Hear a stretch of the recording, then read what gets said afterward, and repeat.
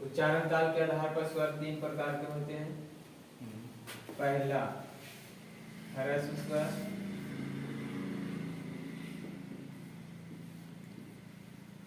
दूसरा दीर्घ स्वर और तीसरा प्लुत स्वर।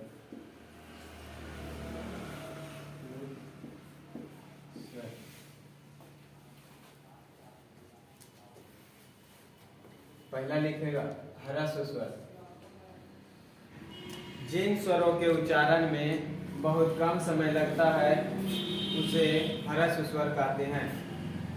इनकी संख्या 4 होती है। आ, ई, उ, री।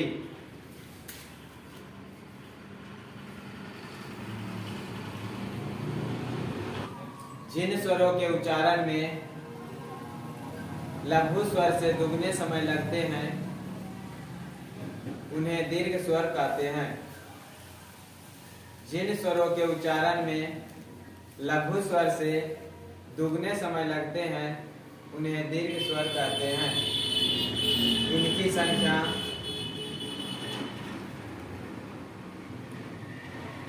इनकी संख्या 7 होती है।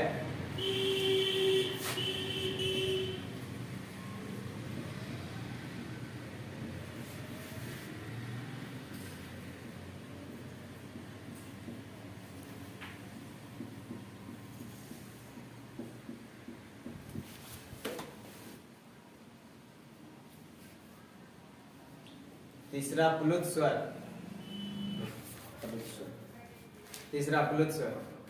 प्लुत स्वर का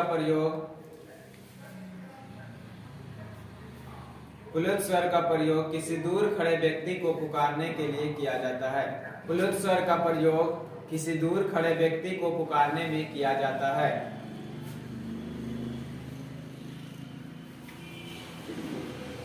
जैसे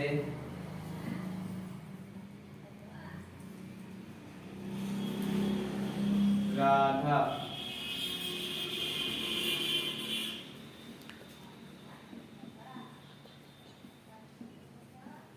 मोहन इत्यादि किताब में।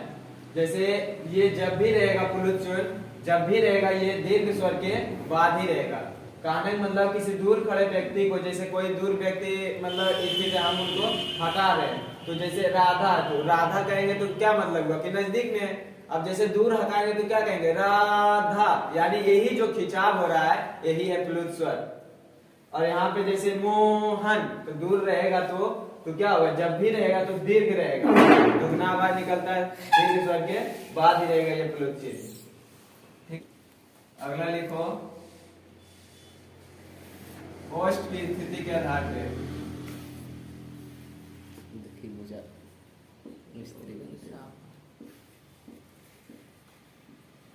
ओष्ठ की स्थिति के आधार पर स्वर 2 प्रकार के होते हैं। ओष्ठ की स्थिति के आधार पर स्वर 2 प्रकार के होते हैं। पहला आवृतमुखी स्वर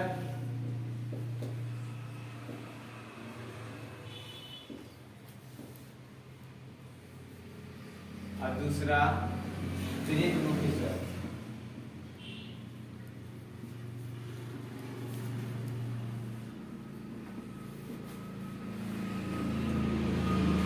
तो ओष्ठ है या तो होठ पे है यहाँ पे, ठीक है, ओष्ठ या तो होठ, ठीक है।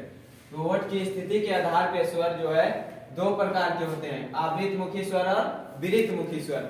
आ मतलब होता है नहीं, आ मतलब होता है नहीं। वृत्त मतलब, वृत्त कैसा होता है, गोल होता है, और मुखी का मतलब हुआ मुख। उसी प्रकार से वृत्त मतलब क्या हुआ, गोल, मुखी मतलब मुख, स्वर। वैसे स्वर जिनके उच्चारण में हमारे होठ की स्थिति गोलाकार नहीं होती है उन्हें आवृतमुखी स्वर कहते हैं। और दूसरा वृत्तमुखी स्वर, वैसे स्वर जिनके उच्चारण में हमारे होठ की स्थिति गोलाकार हो जाती है उसे वृत्तमुखी स्वर कहते हैं।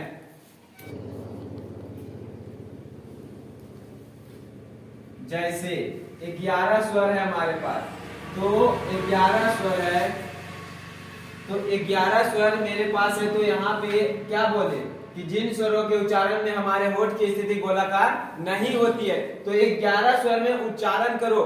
आ को हम यदि हम बोल रहे आ, क्या हमारा होठ की स्थिति गोलाकार हो रहा है? हो रहा है? नहीं हो रहा है, तो क्या होगा? इसमें आएगा।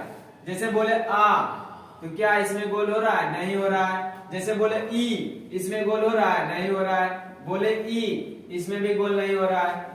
जैसे बोले ऊ, तो इसमें गोल हो रहा है, तो ये नहीं होगा। हो गया ए आई, ये हो गया आवृत्तमुखी स्वर।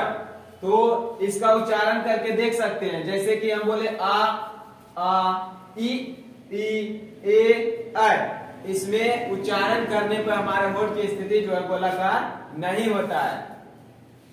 जैसे में लिख लो। और वृत्तमुखी स्वर,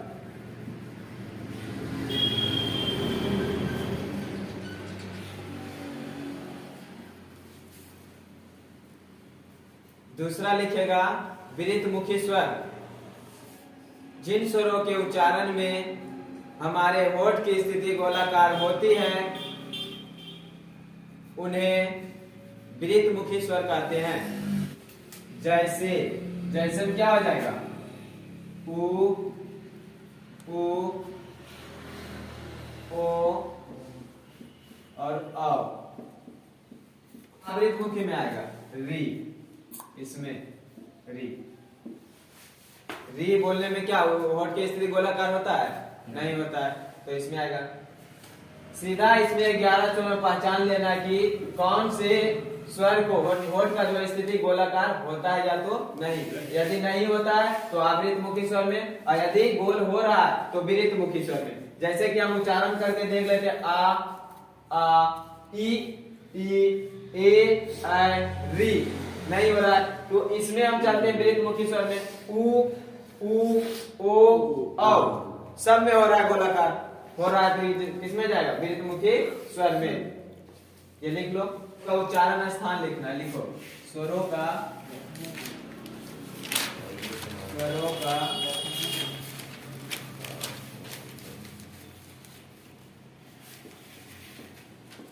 उच्चारण स्थान।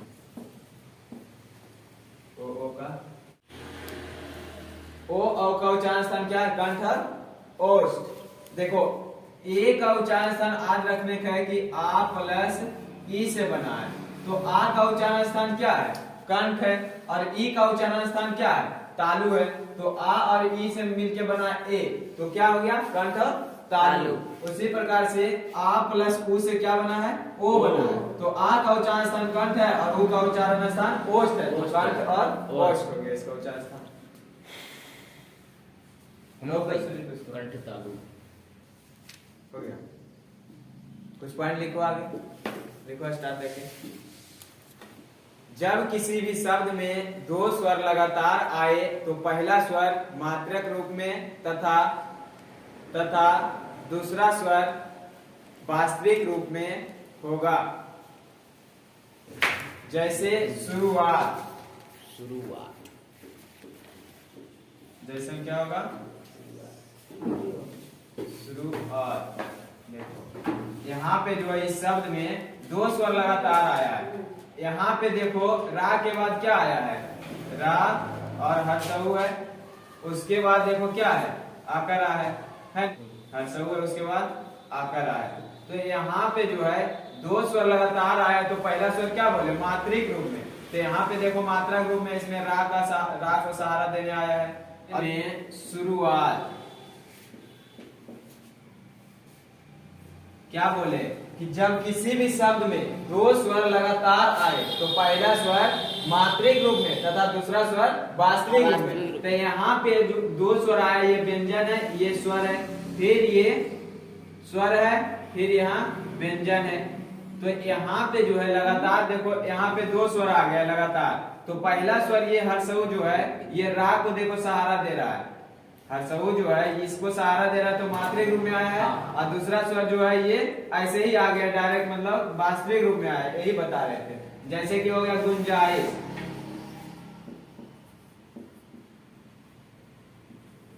गुंजाइश। जैसे यहाँ पे भी दो स्वर लगातार आया, देखो यहाँ पे जा को सहारा देने आया आकरा, फिर ये आ गया हर्षई, तो दोनों स्वर लगातार आया, तो पहला स्वर क्या बताया मात्रा रूप में, तो पहला स्वर जा को सहारा दे रहा है मात्रा रूप में, और दूसरा स्वर वास्तविक रूप में होगा। समझ में आ गया? दूसरा पॉइंट लिखो, जब किसी शब्द का शुरुआत किसी भी स्वर से होगा तो स्वर अपना वास्तविक रूप में आएगा।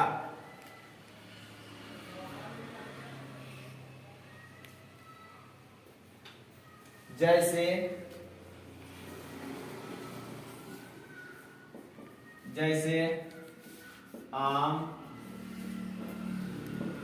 इमली, ईख,